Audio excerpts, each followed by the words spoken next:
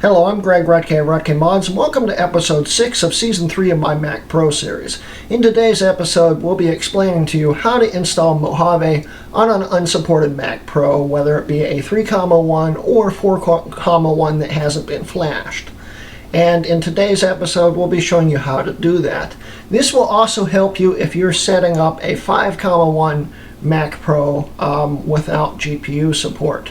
But we'll explain more of that in episode 7. So anyway, in today's episode we'll be doing that, but before we get there, hey, maybe you're looking to sell a Mac. This season wouldn't be possible if it hadn't been for the great people at sellyourmac.com. And if you're looking to sell a Mac or Apple device or something like that, and you don't want to have to mess with eBay and stuff, you just want to save some money up to get a Mac Pro like I have, let's quickly watch this ad and I'll explain to you how that happens. So let's go. Hi, are you looking to sell an Intel Mac like one of these? Maybe you're looking to sell your old iPhone like one of these. If you go to sellyourmac.com/RutkeMods, link in the description, and sell your device, they'll even send you a free shipping label if you live in the United States of America. And they'll take devices from anywhere in the world. So just head to sellyourmac.com/RutkeMods and sell your device. I'll appreciate it and they will too. And hey, you'll be making some money, and they do it at top dollar. So go there and check them out. And welcome back. So yeah, today we will be talking about how to install Mojave on an unsupported Mac. Now this will work on basically any unsupported Mac that was originally set up with Mojave. You can follow this guide along to figure out also, but this is going to be centered around the Mac Pros. So keep that in mind. But anyway, let's get on with it.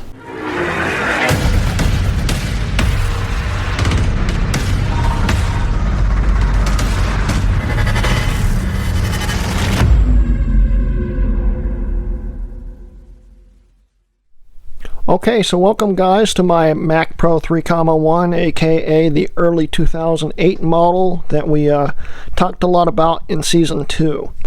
Now we will be installing Mojave on this system also, and I'm just going to be doing a test install because I'm still using this system currently to edit the series until I get the 4.1 up and running properly. But as we can see here, it is an early 2008, and it is the 3.1 as we can see here.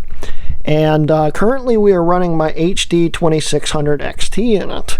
And you could run a metal supported card in this and it would work as long as it's an NVIDIA card. AMD cards will not work on a 3.1 in Mojave, period. The older ones will work, like the HD 2600 I think will work, I hope. We will soon find out. For instance, the HD 5000 and later will not work in Mojave because since High Sierra, there has been a requirement that the drivers be using SSE 4.2, and of course the 3.1 cannot support 4.2, it only supports 4.1. So keep that in mind. If you are going to be installing Mojave with a metal supported card, it has to be an NVIDIA card from the GTX, well, the 600 series all the way to the newest, latest and greatest Turing, I think it is, the 2000 series. You can go up to that when the drivers come out for that anyway. So yeah, NVIDIA cards will work, ATI cards will not, AMD cards. But now that I've shown you all of that stuff, what we need to do to install Mojave on an unsupported system. And remember, this is going to cover the 3.1 and unflashed 4.1s. But I would recommend just flashing the 4.1 if you follow my video right up here showing you how to do that. That's a much better option. And then you can follow episode 5, where I just showed you basically how to install it. And now that's unless you don't have a metal supported card, then you'll still need to follow this. And this will also help with 5.1 owners that have non-metal supported cards. So anyway, these are the requirements you need for the system. Now on the 3.1 Mac Pro, if you have the original airport card, it will not work in Mojave, even with the legacy patch on it. But if you have a newer Wi-Fi card, like for instance the one in a 4.1, it will work, but it will need patched. And if it's newer than the 4.1 card, it will work without being patched. It's a little confusing, but it still works out. And you know, that's basically all I really need to explain to you. But anyway, you will need to go over to DOSDude1's website right here. I'll put a link to that in the description. And Collin, if you ever need any help, Collin you can email him. You can go to his YouTube channel, which I'll link right here, and many other ways to contact him. But anyway, this all talks about what's not supported. We're not going into that since we're only talking about Mac Pros. But I've covered everything that's not supported. But anyway, we will need to go and download the tool, which is right here. So I'll click this and save it, and that will download. While that's downloading, you also will need at least a 16 gig drive, USB drive, to install it on. This is a much bigger installer than it was for High Sierra or earlier, and in that case I will be using this drive right here, which is a 40 gig drive from, I think, a PowerBook Titanium. But hey, it works. Anyway, so we'll set that off to the side. We'll see if that has downloaded. And it has. So we will close that out. We'll pull this over here and we'll open it up.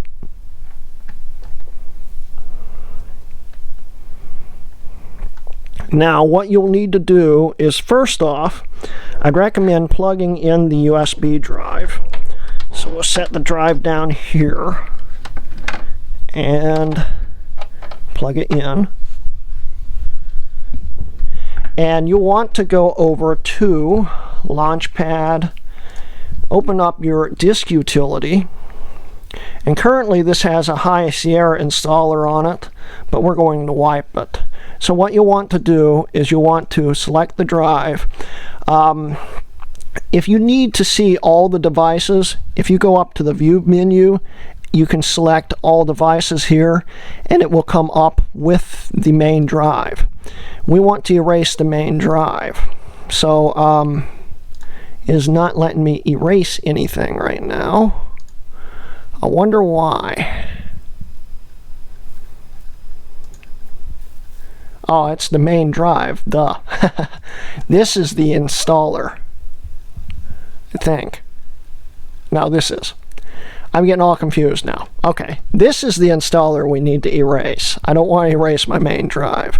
So we'll go to erase, and what we need to do is we need to partition it just like this. Extended journaled GUID partition map, and we'll want to name it something like Mojave. I'll name it Mo and make it easy. It will erase it, and once it's erased, we should be able to continue on. And here we go. It has been erased. Now we can open up the Mojave Patcher. Now with the Mojave Patcher, the first time you open it, in fact, I'm going to pull it off the disk drive here. Let that copy over. You don't have to, I don't believe, but this will make it so we don't have to have this open here. We'll eject this drive. Not that one, this one. Okay. So what you want to do is right click on it and hit open.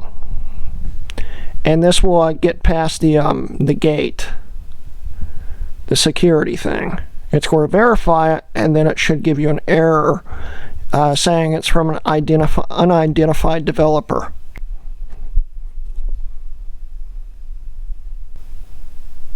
Okay, and then what we'll want to do is just click open. And once it's opening up, we will first want to download the Mojave installer.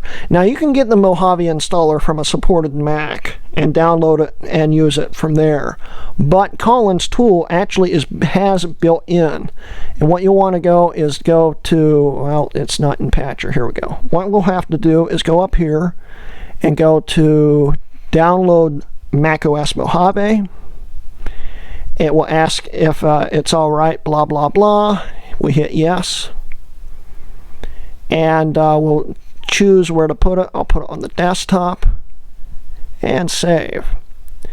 And now it will download everything. And if you have a fast connection, it will download pretty darn quick. Okay, once it's downloaded, it will start preparing the installer application. And since we want to install this onto the hard drive, our USB drive, we'll just hit yes. Okay, so it's already verified. Now, if you have this downloaded some other way or want to do it later, you'll have to click here and then browse for it and click on that and blah, blah, blah. But since we already have it set up here, we'll want to use our volume, and of course it's Mo. So we'll hit that. And then we just hit start operation. It will say it will be erased, blah, blah, blah. Of course, we just formatted it, so it doesn't matter. So we hit yes. We type in our password. And it starts restoring the image onto our installer drive. And once this is all finished, I will come back. Okay, so the patcher has officially been installed on the USB drive, so we can close out of the patcher here. And what we'll want to do is restart the system right up here and boot into our boot menu and then boot into the installer. So of course we just hold down Option and then we can boot from the installer. Now, of course, if we're going to do this, we need an EFI supported card for the boot process. I believe the installer will now show PC cards with it, but you'll have to do that in the boot options menu in the operating system to boot off the drive.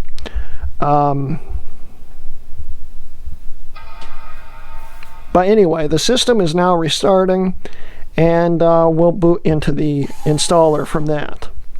And that loud whining noise would be my zip drive right down there. It does that every time it turns on. Anyway, what we'll want to do is boot into our installer and let it boot up.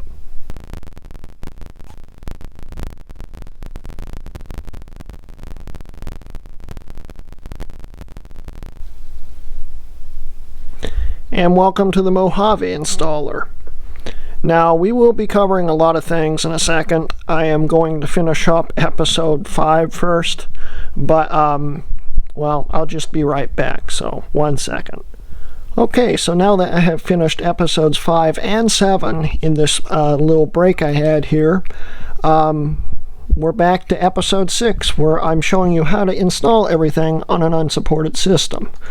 And basically, what we need to do here, this is the installer that I showed you that we are going to use to patch with. And the first thing, the most important thing is we'll have to go to Disk Utility. So we'll open up Disk Utility, and I'm going to explain a few things. If your original drive, this didn't matter in High Sierra, but it matters now. If your original drive is formatted in HFS+, you will have problems installing Mojave. It will install, and it will install from this. You can update this if you have HFS+. The thing is, you will not get updates. Updates will not install in Mojave on HFS Plus. I don't know why. No one seems to know why. Mojave just likes APFS. So what you'll want to do if you have an HFS Plus drive is have a secondary drive to install Mojave on. Then you'll want to migrate everything from this drive over to that with Migration Assistant. And then if you want to use your main drive again, you'll wipe that and then reinstall Mojave on here with APFS, and then migrate everything back over to there. It will take a while, but you could also just install it. You could wipe your drive if you have a backup, a time capsule backup. You can wipe your drive and install it with APFS, and then you could restore it with the time capsule and it should work fine. But right now we're just going to install it on here. And what I'll do is I'll go to Erase. We want to format it in APFS like that, and we'll want to name it something like Mo 2. Okay, just name it something. Hit Erase, and it will make an APFS drive. Once that is done, we can close out Disk Utility and continue on with the installation like any other macOS install. And what we'll want to do is choose our APFS drive. And if you already did your High Sierra install with APFS, you can just update it and it will work. We'll hit continue, and it will start installing. And once it's finished installing, the system will restart, and it will go into the do not pass logo because it's an unsupported operating system. And what we will need to do is boot back into the drive and patch it with DOS-Dude1's patcher. So I'll let this install and I'll come back once it's finished. Okay, so I did forget that this system is now set up with APFS. So when the system restarts from the install, you're going to probably end up with either a white screen or a flashing folder icon, and that's because the 3,1s and the unflashed 4,1s do not support APFS from their firmware. So the drives, it's literally looking for a non-existent drive in its eyes. And actually right now it's booting up into my High Sierra drive. So yeah, it found my High Sierra drive. But let's say you're upgrading it and you're updating it to the latest. It's just going to have a white screen and it's not going to work. So once the system boots up into High Sierra, I'll restart it, and we'll need to boot into our option menu, the boot menu, and boot back into the drive. And then we'll patch it from there. So I'll be right back. Okay, so we are currently in the boot menu, and we will need to boot back into our installer drive. So we'll do that and let it start booting up.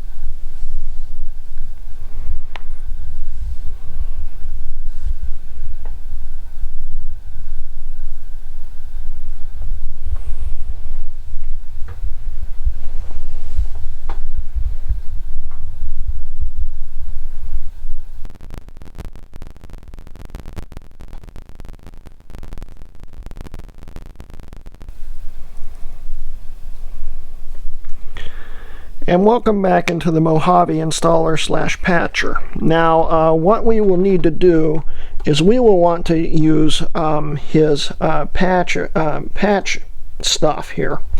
So we'll open up Mac Post Install here, and here we will be able to choose our model. Now remember, if you are running a 3.1 Pro and you're running an ATI/AMD card, any of them from the HD 5000 on, they will not work in Mojave because the driver requires SSE 4.1. If you are using any other metal supported card, like for instance an NVIDIA card from the 600 series on, you're fine. But if you're using an ATI or AMD card, it won't work in the 3.1 on Mojave, and it does suck, but it's just the way of the beast now. So anyway, here we are going to be doing our patches, and what we'll need to do is select our model. Now, if you're going to be doing a, for instance, if you have an unsupported metal card, not supported by metal card, you will need to install the Legacy Video Card Patch. And in episode 7, I come to this realization that the GTX 500 series, probably the 400 too, any Fermi-based card will not work even with the Legacy Video Patch, and I figured out why after I finished filming that video, and I'll be putting an interjection into that video at the end of it. And that's because the video cards, let's choose our model real quick here. The video card, Mac Pro 3.1. The video card it shares the same drivers as the Kepler driver in High Sierra. Mojave doesn't have the Fermi drivers in Mojave, and the patcher does not patch the drivers for Fermi because the Kepler drivers are already there. It's a big, huge mess. I doubt that the Fermi-based cards will ever be supported. So if you have a Fermi-based card, sorry, but most of you guys won't because it was a PC card and it's pretty old now. But if you do, sorry, this patcher is not going to enable your graphics. But we have all the settings we need here. If you have an older Wi-Fi card, like for instance, one from a 4.1, if you have a 3.1, you'll need the Legacy Wi-Fi patch. And if you have a 4.1, even flashed, you'll need the Legacy Wi-Fi patch here. Also, if you have other things, you'll need some patches here. But I have an AC card from a 2014 iMac, I think, in it. So I don't need the Legacy Wi-Fi. We'll need to set all this up here, and we'll need, currently I have no metal supported card in the system, so we will need to enable this. But remember that this is not reversible, so if you plan on upgrading to a metal supported card, currently anyway, it is not reversible, and you will have to reinstall Mojave and not put this patch on it if you're going to use a metal card. The metal card I think will still work, but you won't get the benefits of metal. So that's just a warning there. But anyway, we have everything done here. And basically now we just need to select the volume that it's been installed on. We have it on Mode 2. It will automatically install the APFS patch. Make sure that's selected because we're booting off APFS, so it needs to be there. We'll hit patch, and it will go through all of its patching.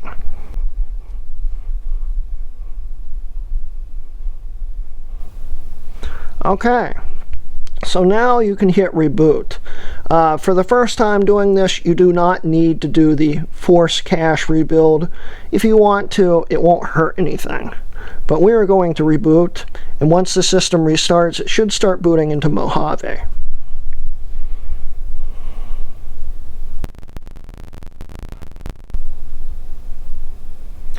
Okay, and this is right here making the system boot into APFS. This will happen every time the system boots up, and then it will start booting right up.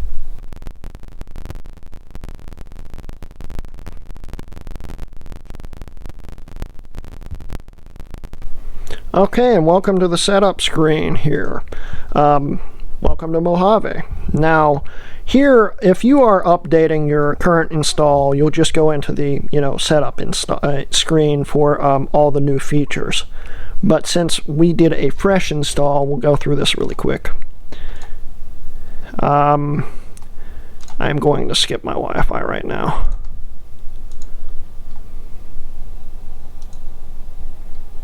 Continue. Now here we can transfer our stuff over to our new drive if we need to. We can hit that and it will look up the drives, and then you could transfer the stuff over from your current one. Or you could do it from a backup, whatnot. But we're not going to do that right now. We're just going to skip that.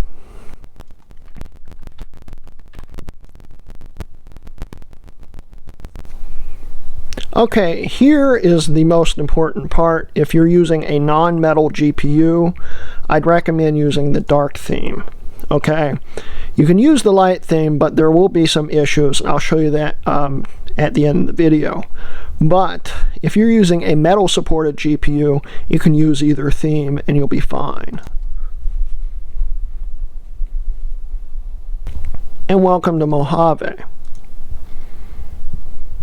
And we have all the acceleration enabled with our legacy drivers here. So that's cool. I've got my Wi-Fi here. That works because it's an AC card.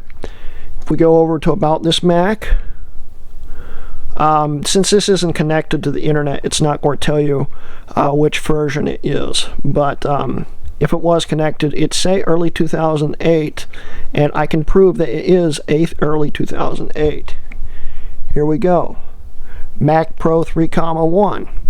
So real quick, with the dark theme versus light theme, we can open up a Finder window, for instance, here.